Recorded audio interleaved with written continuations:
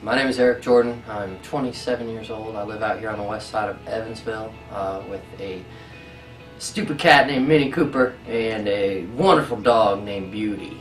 And this is my one-day story. I was born in 1984 up in Indianapolis. I moved down here with my family at a very young age and started going to church and was actually raised in the church. But it was just kind of something that we did. It didn't mean a whole lot to me because I just thought that everybody went to church and it was something you did on Sunday. But the rest of the week I kind of went back to my own world, and I had always had trouble sleeping at night, and so I felt very alone. Even though I had 3 siblings, I was the third of 4 children, and so it kind of seemed like I was just stuck in the middle, and I always just felt this kind of emptiness inside of me. From a young age, around 12 or so, I realized that all I really wanted from life was to find my wife and have kids. I wanted to have a family. I never cared for fame or fortune. I just wanted to have a family. And I thought that God would do things my way and bring a family into my life. And I'd meet my high school sweetheart, live happily ever after. And I didn't care about any of the details. My senior year of high school, I met a girl and got my heart broken. And I just kind of numbed myself to that. I didn't know how to deal with it. It just added to all the emptiness that I felt inside. And after that, I went to college. My parents got divorced, and I felt really kind of lost in life. I stopped going to church and eventually stopped reading my Bible.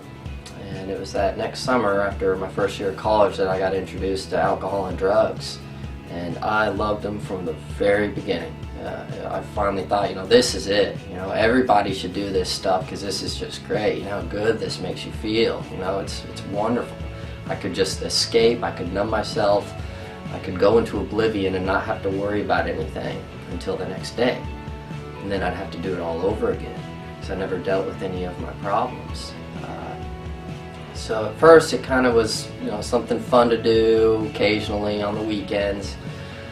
But then I got my heart broken again, and I really didn't want to deal with anything. And it was that next day after that I really just was off and running with alcohol and drugs. I wanted to escape, I wanted to disappear, and I just couldn't deal with anything. And so alcohol and drugs worked for a while. I could forget about life for a while. Then that next day would come, and eventually I was having to use more and more to get those same effects. And after a time, the alcohol and drugs stopped working. I was in some trouble with the law. I had been arrested a couple of times, and I never stopped using alcohol and drugs because I didn't realize it at the time, but I was actually addicted to them. They had become my God. Even though I wanted to say that I believed in God and was a Christian, I was not even a Sunday Christian at the time. I wasn't even going to church, but I tried to get back into church. I tried to get my life together.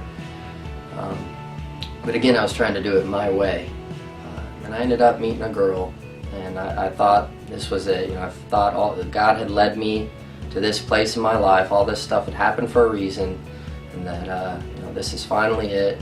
But still, I wanted to do things my way. I never stopped drinking, never stopped doing drugs. And eventually, that girl had enough of that lifestyle, and she left. And things started to get really bad. So 2011 rolled around, and I decided I wanted to try to get my life together. Tried to get back into church. Tried to stop drinking. And I was able to for a short amount of time, but then I would always go back to it, and it would just keep getting worse. And I would try to stop again for a little bit, and it kept getting worse. And eventually, I got arrested for another DUI. I was in a wreck with another car, and I went to jail. And I went home that next day after I got bailed out, and I had a little bit of liquor left in my freezer. And I drank it all really quickly, and I just sat down on my couch. And this was on July 3rd of 2011, and I sat there and I asked myself honestly, I was like, was that enough? Was that really enough? And I just kind of broke down, and I got down on my knees and I just prayed. I was like, God, I don't know what I'm doing. I don't know where I'm going. I know I'm not going in the right direction, and I need your help because I cannot do this myself. I cannot do this my way. But I don't know what to do.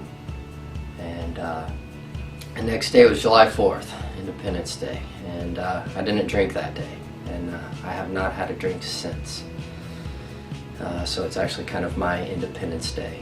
What I finally realized in my life was that I had to do things God's way, with God's timing. I had to humble myself enough to realize that I don't know everything, that God is so much bigger than I am, and that I needed to seek Him on an absolutely daily basis in order to stay sober and to stay on this Christian path that I'm on. My life used to be completely miserable. I was so lost into the depths of alcohol and drugs every single day, and all of a sudden I'm sober. And God was saying to me, Eric, do you trust me? And I would say, yes, but what about this? And He would say, no, do you trust me? And I would say, yes, but what about this? And what about that? And He would say, no, do you trust me?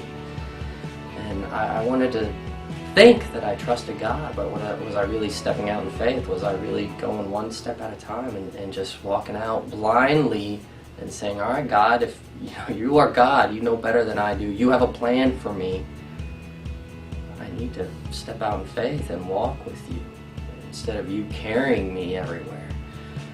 So imagine, if you can, you're walking alongside of this cliff, and it's just this sheer cliff. You're so high up you can't even see the ground, and as you're walking along you notice a tightrope that is going all the way across, and it's so far across you can't even see the other side. And then you see this person walking on the tightrope, and as they're walking towards your side, there's this wheelbarrow in front of them that they're pushing. They're just pushing this wheelbarrow one step at a time. And you notice that there's actually someone sitting in the wheelbarrow, and you're just kind of amazed watching this happen. And as they slowly get across one step at a time, the person gets out of the wheelbarrow and walks off, and the person that was carrying the wheelbarrow just looks at you and says, do you believe I can do that again? And you say, well, yeah, because you saw it happen. He says, no, do you believe I can do that again? He says, well, yeah. So the guy says, get in the wheelbarrow.